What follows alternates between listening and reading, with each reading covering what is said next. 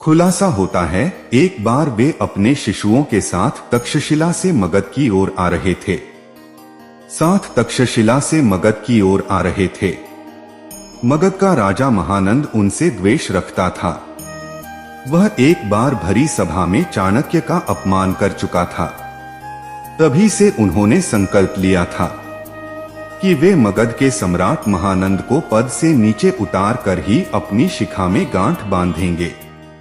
इसके लिए वे अपने सर्वाधिक प्रिय शिष्य चंद्रगुप्त को तैयार कर रहे थे। मगध पहुंचने के लिए वे सीधे मार्ग से न जाकर अन्य उबड़ खाबड़ मार्ग से अपना सफर तय कर रहे थे। उस मार्ग में कांटे बहुत थे, तभी उनके पैरों में एक कांटा चुभ गया। वे क्रोध से भर उठे। तत्काल उन्होंने अपने शिष्यों से कहा, उखाड़ फेंको, इन नागफनों को एक भी शेष नहीं रहना चाहिए। उन्होंने तब उन कांटों को ही नहीं उखाड़ा, उन कांटों के वृक्षों की जड़ों में मही डाल दिया ताकि वे दोबारा न उठ सके।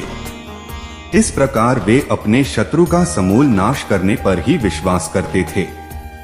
वे दूसरों के बनाए गए मार्ग पर चलने में कभी भी विश्वास नहीं करते थे। वे अपने द्वारा बनाए गए मार्ग पर ही चलने में विश्वास करते थे। आशा करता हूँ इन अध्यायों को सुनने के बाद आप भी जिंदगी में अपने मार्ग खुद तैयार करें, अपने ऊपर विश्वास करें और अपनी जिंदगी में आगे बढ़े।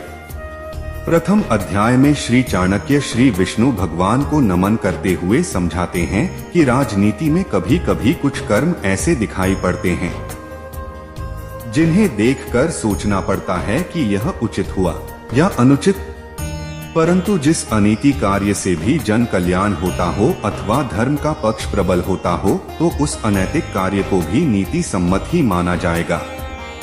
उदाहरण के रूप में महाभारत के युद्ध में युधिष्ठिर द्वारा अश्वत्थामा की मृत्यु का उद्घोष करना यद्यपि नीति विरुद्ध था, पर नीति कुशल योगीराज कृष्ण दुष्ट स्त्री के पालन पोषण से और दुखियों के साथ संबंध रखने से बुद्धिमान व्यक्ति भी दुखी होता है।